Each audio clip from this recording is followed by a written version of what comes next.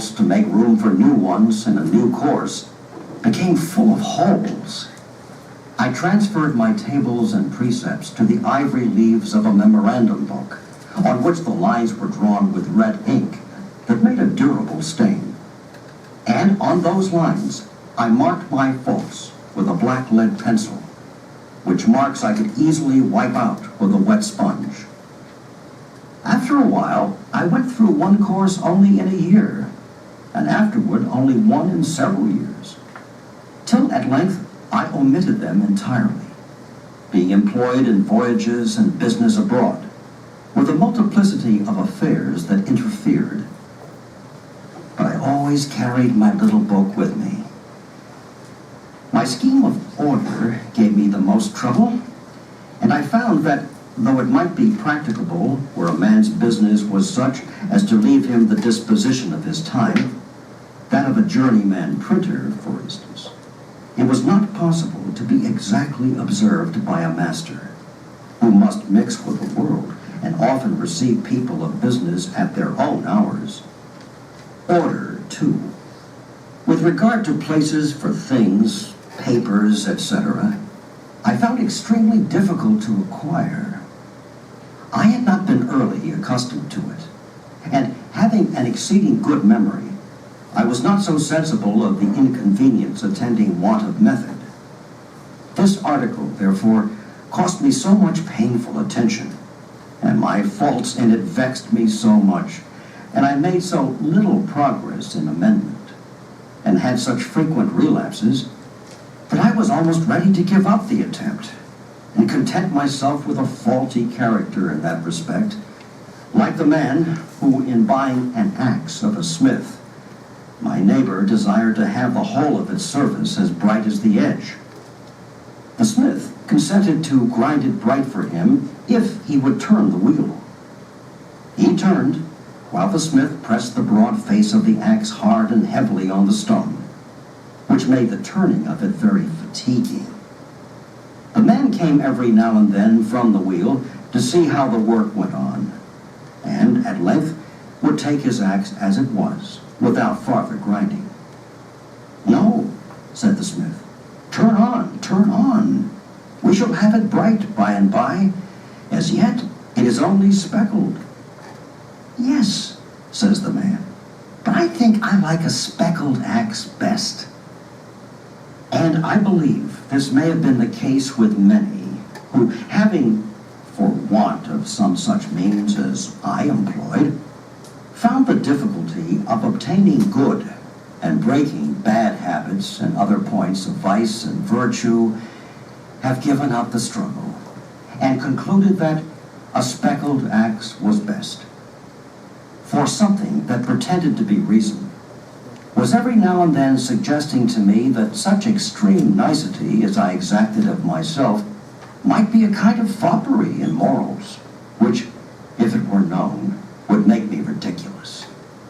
That a perfect character might be attended with the inconvenience of being envied and hated, and that a benevolent man should allow a few faults in himself to keep his friends in countenance.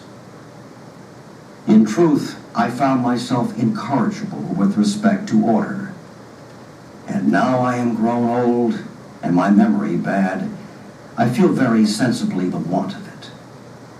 But on the whole, though I never arrived at the perfection I had been so ambitious of obtaining, but fell far short of it, yet I was, by the endeavor, a better and a happier man than I otherwise should have been if I had not attempted it. As those who aim at perfect writing by imitating the engraved copies, though they never reached the wished-for excellence of those copies, their hand is mended by the endeavor, and is tolerable while it continues fair and legible. It may be well my posterity should be informed Top of that to 146. this little artifice, with the blessing of It's God, really focused now for the last your paragraph. ancestor owed the constant felicity of his life, down to his 79th year in which this is written. What reverses may attend the remainder is in the hand of Providence. But if they arrive, the reflection on past happiness enjoyed ought to help his bearing them with more resignation. To temperance, he ascribes his long-continued health, and what is still left to him of a good constitution. To industry and frugality, the early easiness of his circumstances and acquisition of his fortune, with all that knowledge that enabled him to be a useful citizen, and obtain for him some degree of reputation among the learned. To sincerity and justice, the confidence of his country, and the honorable employs it conferred upon him, and to the joint influence of the whole mass of the virtues. Even in the imperfect state he was able to acquire them. All that evenness of temper and that cheerfulness in conversation, which makes his company still sought for and agreeable even to his younger acquaintance. I hope, therefore, that some of my descendants may follow the example and reap the benefit. It's an interesting way to finish. Take a look at what he says. Very last line. I hope for what? I hope that you can write this down at level 1 in your own words. What is it that he says he hopes for about his descendants? Who are descendants? Who is that? People who come after him. What does he hope for in terms of people who are reading this? He hopes that people who follow him will read this and go, wow, that's a very interesting idea, this self-improvement project. Maybe I'll think about trying it. That was his hope. Of course, we prove right now that his hope was fulfilled. As we look, for example, at the final comments of his autobiography. Let's spend just a few seconds now finishing up our annotations. I'm with you on page 145. 144, 145. Whoa. Let's just point this out. 2 things on the chart on page 144. He gets up at what time in the morning? You might write that down. Go ahead, look at your chart on 144. What time does this cat get up in the morning? Go ahead. What time? Yeah, 5 a.m. in the morning. Whoa. What's up with that? What time does he go to bed? Well, it says sleep between 10 and 11. If he's going to bed at 1, he's working off of how many hours of sleep? Whoa! Right? In other words, sleep is only necessary to the degree that it's needed. He's not going to spend a lot of his time sleeping because he's going to spend his time working. The second thing I want to point out in this chart, boy oh boy, here are 2 interesting questions. I've had students that actually write these questions down. They put it on a sheet of paper and then they stick it up next to their bed. And every morning when they wake up, they look at it. Look at the first question he asks himself in the morning. What good shall I do this day? Boy, I would write that down. That is an interesting question. What would it be like if, for example, the next 7 days, let's call it a week, every morning you woke up, the very first thought you thought was, what good can I do today? At least one thing, I got to do one thing that's good today. And then before you went to sleep at night, look at the bottom of the chart. His evening question is, what good have I done? Did I accomplish what I set out to accomplish? I said I was going to do something good. Did I actually do it? Let's jump to your annotations at 3B really quickly. Let's ask this question. Yesterday, if you can remember that long ago, can you write down one thing, just one good thing you did yesterday? Just one. Just one. It might have been saying something nice to somebody. It might have been helping out somebody. It might have been going to class and trying to do well. That's something good. It might have been taking care of somebody who needs help. That's good. It doesn't have to be a big thing for Franklin. It just has to be a good thing. Interesting. Which obviously begs the question, what good thing can you do before tonight when you go to sleep? Is there one thing every day you can do? Franklin argued that if you just try and do one good thing every day and you write it down, over a period of time, you'll begin to say to yourself, wow, I'm doing lots of good things. Does that mean you don't do any bad things? No. He will point that out, right? On page 144, he says this one. Boy, oh boy, does this sound familiar for any of us that try to improve. He says, I was surprised at my screw-ups, my faults, right? We once had this challenge out of room 303 where we were going to spend a day. My honors guys said they wanted to throw down on this one and try. They were simply going to pay attention to the number of times in one day at school that they said something mean about somebody else. Not to their face, but about them. Because the point was made, everybody at our school likes to talk about somebody else gossiping. Oh, in this school everybody wants to know, everybody's business, always talking. And so, after Ben Franklin, the argument was, what about flipping the picture around and pointing the camera back at ourselves and ask, how many times in the course of one school day do we say something about somebody else that ain't very nice? And every time they did it, they promised themselves they'd write it down on a sheet of paper and see who had the lowest number, not the highest number. And they came back after one day and they were all kind of embarrassed and said, when it hit double digits for all of us, we all went, ugh. It's so easy to see fault in others that we don't see in what? See how that works? Ourselves, huh? Right? Franklin was interested in looking at his own faults, not the faults of other people, but himself. And that's what makes his autobiography so challenging. He's not telling you to do this. He's saying, this is what I did. And it made me a happier person for trying. Notice he says on page 145 he would carry the book with him, his records. In other words, he liked to have stuff written down so he could go back and look at it. Notice he points out on page 145 in that second paragraph, it was really hard for him to organize his day because of distractions. He had lots and lots of distractions. So much so, he says, he was almost ready to give up. And then he uses this word picture where he brings his axe. Back in the day, you cut wood with an axe. He brings this axe and he says, I want the edge of this axe to be just beautiful, sharp. And the guy who's going to sharpen it says, all right, but it's a big stone wheel that goes round and round. I'm going to hold the edge of your axe against it to grind it down to make it sharp, but you're going to have to turn the wheel. Who has the harder job? The one turning the wheel. So he's like, turn the wheel.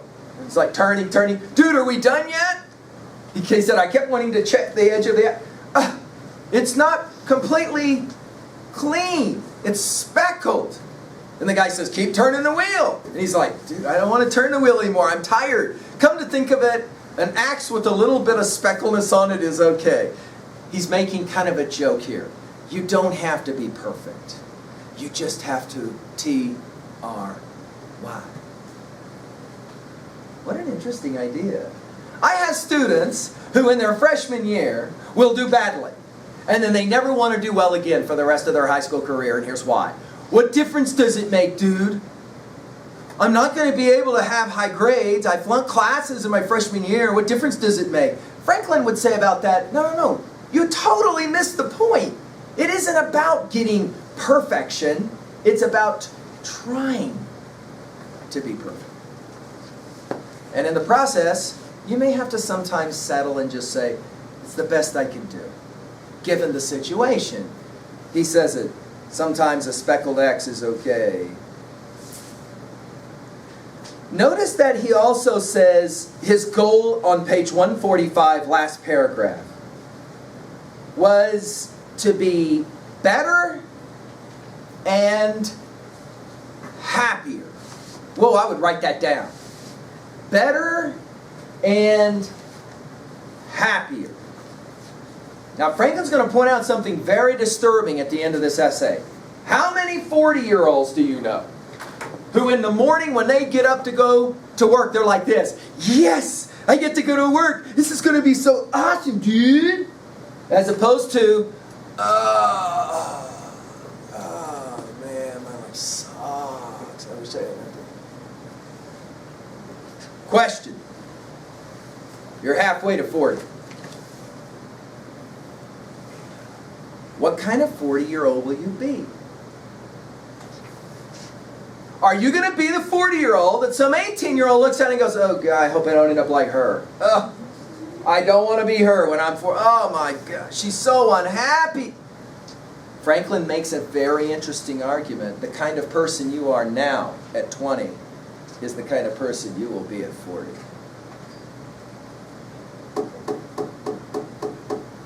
If you're the kind of person now that wakes up in the morning and goes, oh, God, what will you be like in 20 years? Because there ain't no magic pill that's all of a sudden going to wake you up at 35 and go, yay! It's not the way it works. That is not the way the human mind works. And Franklin recognized it when he was young. And so the essay notice finishes by him saying, look at it on page 146. He says, I'm now 79. Dude, he's almost 80 years old. Ask yourself how many years away that is for you. Close to 60, isn't it? Right? 60 years he's lived past you. And he says, I still am okay with my life because of how I started when I was young. Right? In other words, some of you will write it this way, and you'll like this way of saying it. Live your life without regrets, so that when you get old, you won't have regrets. Spend much time with old people, and they will often talk about the things they regret. Oh, gee, I wish I. Franklin says, the way you avoid that is right now go to work, when you're young, so that when you're old, you won't have regrets. But the last thing I want to point out is maybe the most important for Franklin.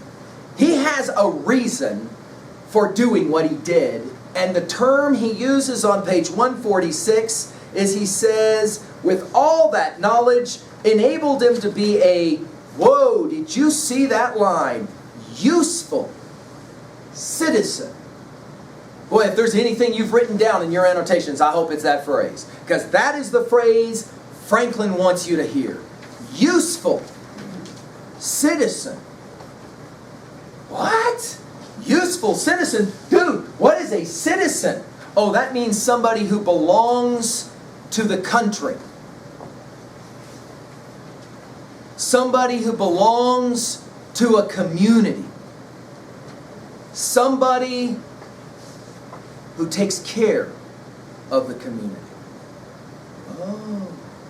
For Franklin, that is the key. Notice he continues by calling it the confidence of his country. Now that is an interesting idea. The notion that you have to grow up to contribute to a community.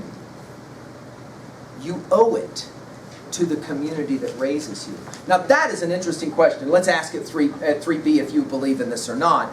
Do you think you have any obligation to your community where you live? 3B question. Do you have a responsibility to take care of the people, for example, who took care of you when you were young? Of course, in time of war, the question is always asked by citizens. Do you have a responsibility to die for the country that took care of you? Ooh, that is a heavy question, isn't it? By the way, where would Ben Franklin come down on that question? What would he say? You bet you have a responsibility. Why? Because the country gave you the chance to grow and improve and become a citizen. And therefore, you have a responsibility to that community, that country. I'm with you over on page 149 just to finish up. Franklin was a man of tremendous wit. W-I-T. You want to write that word down. Wit. Okay? I'm not starting a new annotation here, but we will continue just really briefly with Poor Richard's Almanac, he called it. These are famous quotes that became really famous in American thought. Take a look at a few of these. Be slow. Look at the second one. Are you reading it with me on 149? Some of you will say, crap, I wish I had read this in my freshman year of high school. Are you with me? I'm on page 149, the second one. Be slow in choosing a friend, slower in changing. Whoa. Now there's an interesting... Remember in middle school when you always had a new best friend? Oh, hi, she is my new best friend. Oh, hi, he is my new best... Right? And by the time you hit high school, you start to realize something about friends. It takes a long time to make one, doesn't it? Don't get rid of them so easy. Right? Keep reading. That next one, the fourth one, is a very famous one.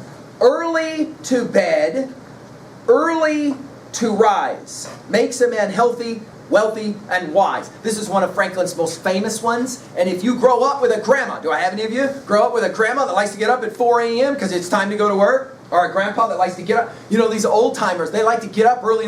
Dude, what is up with that? It's like 4 in the morning. It's midnight. Why are you asleep? What do you mean it's midnight? It ain't midnight. Midnight was 4 hours ago. Let's go. Get up. We got to go to work. Do you know people like this? Funny. Most of those people that you know are older. Ben Franklin had a huge influence in American thought about the idea, get up early, go to bed early. Why? It makes you what? Healthy, wealthy, and wise. What an interesting idea, right? Look at the next one, 2 down. God helps them that help themselves. Boy, that's one of the most famous of Franklin's observations. God helps them who help themselves. In other words, Franklin was a great believer in making your own way. Don't let other people do it for you. You do it for yourself. Right? A true friend is the best possession. Some of us like that one. A small leak will sink a great ship. Hey, you've probably heard this and didn't know who it came from. Look at the next one. No gains without pains. You've probably heard it inverted as no pain, no gain, right? But this is a very in other